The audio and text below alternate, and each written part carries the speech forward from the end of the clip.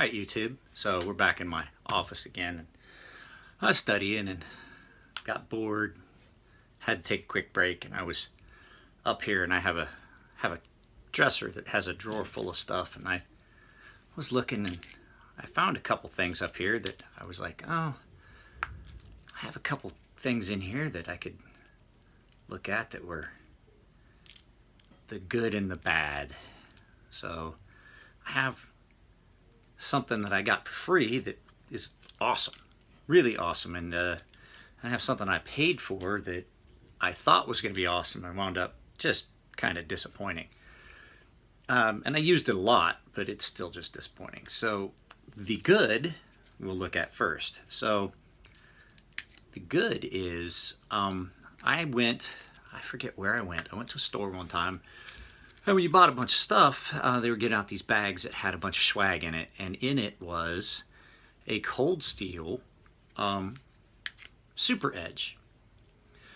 Now, I'd seen these before a bunch of times on, Cold Steel's website and in Cold Steel's catalog, and I'm like, really, this tiny, tiny little fixed blade? This tiny little fixed blade? I mean, it's like the size of my thumb, really. It's the size of my index finger. How useful could it be? And when I was up here, and the drawer was open, and I saw it, and I was like, there it is! Where's this been? I love this little thing. This thing is awesome. It's all serrated pretty much except for this front piece. But I'm going to tell you, this thing comes in handy. It's a nice little thing to have. For a long time, it had been... It got taken off of my jacket because my wife was going to wash my jacket, and I took it off my jacket. Usually it would stay on the zipper pull of my jacket because it was nice to have it there, and you could just pull it out, and you've got a nice little fixed blade. And I could just have it there, and I took it off my jacket because I didn't want it up and wash it. And it made its way up here, and it got thrown in a drawer because it was probably sitting on the counter. That drawer is where things wind up that have been sitting on the counter for a while, especially my knives. They have a drawer. For one of these days, I'll get a video of it. I have a drawer full of knives and martial arts equipment and stuff that just sits up here. And so this has found its way back out, and it's going to go back downstairs with me because I love this little thing. It's really nice to have. It's a champ at opening boxes and stuff like that. But the other thing is, if you had this in your hand, oh my goodness, you could do some damage with this. And the other thing is, I think it got something, I may buy it, they're not very expensive, I may buy a replacement. It feels as though I may have gotten something on the handles that has caused the craton handles to get sticky, like it's breaking down. I may have gotten some sort of oil or something all over the handles. Now it's all sticky. It feels like it's coming apart and wanting to break down. But I got it for free, and it has been used heavily to the point where it got stropped and stropped and stropped. You can see the shiny part where it got stropped a few times because I actually had gotten it where it was almost dull a couple times. But Cold Steel, actually, I'm not usually a fan of serrations, but on a knife this small and like this, it does really well when you're doing some cutting. I really don't like serrations. So a nice little tiny fixed blade. Now I will say, Secure-X. If it wasn't serrated, I would have a serious problem with Secure-X. I don't like Cold Steel sheaths. They use their Secure-X, and it's a fiberglass. A lot of times their sheaths are a fiberglass reinforced plastic, and I have found that I didn't trim my mustache well, and I've got hair in the corner of my mouth. I found that you can sharpen a Cold Steel knife and immediately put it in the sheath, and it's dull. And it's because it's fiberglass reinforced plastic. If I was going to buy another Cold Steel knife that had a sheath, I don't notice it so much with some of the older knives. I think it's the way the sheaths were made, but the second that knife draws out and drags across that Securex, it's dull. It's dull. And it's frustrating and it's angering, and I wish that they would listen. I sent them emails upon emails upon emails about the fact that your sheaths are garbage. It really is frustrating to spend all that time to sharpen some of those knives, and then the second you pull it out of the sheath, it's dull because it drags across that fiberglass reinforced plastic. And people have argued with me, oh, to put some WD-40 in there and it's fixed. No, it does not fix the fucking problem. I know the difference between a sharp knife and a dull knife. I make money doing it. There's a lot of times I will ask people when they send me hey, you're gonna send me a cold steel knife? What kind of sheath is it? Oh, it's the original Securex sheath. Nah, I'm sorry, I'm not gonna sharpen it because it's a waste of my time, because the second I draw it out, it's gonna be dull. And you can argue with me all you want, because I'm not going to change my position on it, because I know I'm right, because I know the difference between sharp and dull. That fiberglass reinforced plastic, the fiberglass in it, dulls a knife. So we will, if you think I'm wrong, we will just agree to disagree. So don't even bother commenting. You can if you want. I won't respond to it, because I have argued with people and argued with people, but I have seen the results. If I was going to get another cold steel knife, I would have someone just make me the exact same knife sheath in Kydex. That does not give you that same result. Now the bad. Oh, I can't remember how long ago it was. I saw Columbia River Knife and Tool had come out with a knife that I had decided I liked the design of. It was a guy I respected. I've taken martial arts for years. I had taken Kenjutsu for a while. This guy is a respected swordsman.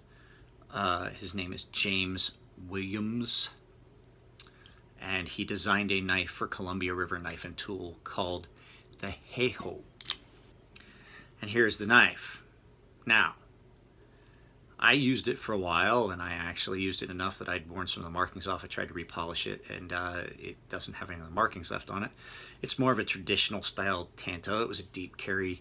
I'm not a big fan of deep carry, and when I got this knife, it was so poorly done that I was so disappointed.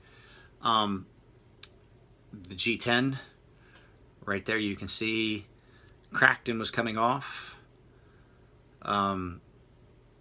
The design that was cut in it, the G10 is cracking here along the full length of the scale. The locks system does not work properly. You cannot get it to stay. It's so loose that it won't stay. There is some significant,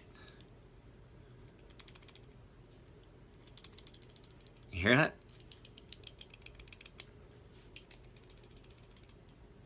A lot of blade play.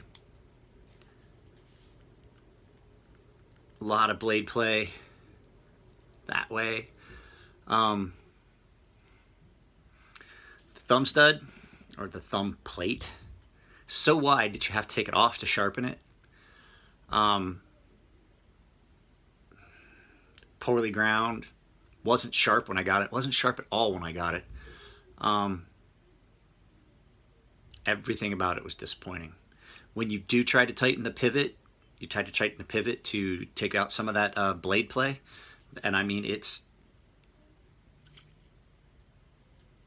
there's some significant blade play there. It's a liner lock. There's no blade plate this way, but this way, significant. Can you see that? If you try to tighten the pivot up to get rid of that, the knife won't actuate. Very disappointed. Now, I'm looking at these. I don't remember what I paid. Give me a second. We will, let's scroll down here. Let's go over here. We're gonna scroll down, and $69.99. $70. $70 for that knife. It's not worth $70. Very disappointed. Very, very disappointed in that knife. This is on Columbia River Knife and Tools website. If you look at it on their website, you're not gonna be able to see it clearly on that TV. It looks so much better on their website. It looks so nice. So nice on our website. It has one thing it does have. I will say it does have. I know you'll see it here. See the little plate there? That nice little plate there. The you can actually it does, you can flip the carry, and then the plate actually covers the holes. But with the G10 being so badly, I mean, it's bad. It was rough. I actually, to get it this nice, I had to do a lot of sanding. Lots and lots of sanding on this G10. Very, very, very, very disappointed in this knife. Yeah, and there's a lot of times it just doesn't deploy. And it doesn't want to stay sharp. It really doesn't want to stay sharp. Oh, and look at that. There's more of the G10 that's deciding it wants to come apart back here on that scale. This presentation scale is just that whole section of G10 it's just all coming apart.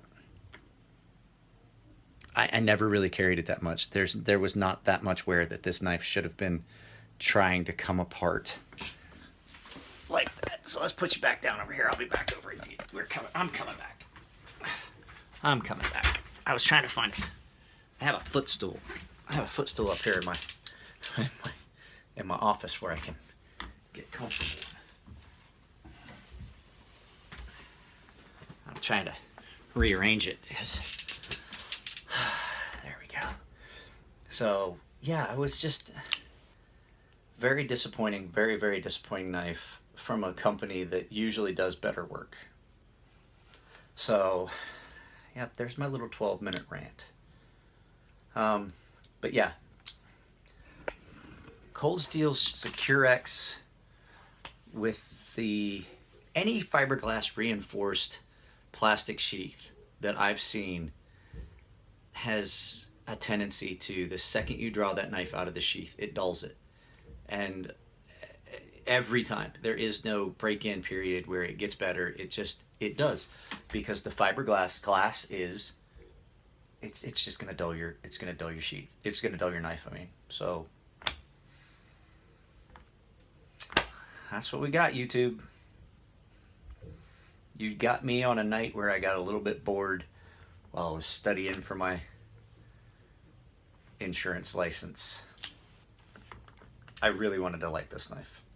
I really, really wanted to. I really wanted to. I wanted to try and find a way to, but as time went on and it just kept getting worse and then on top of that, when you take it apart, sometimes you're supposed to be able to take the spring out of the back. Sometimes when you take it apart to try and like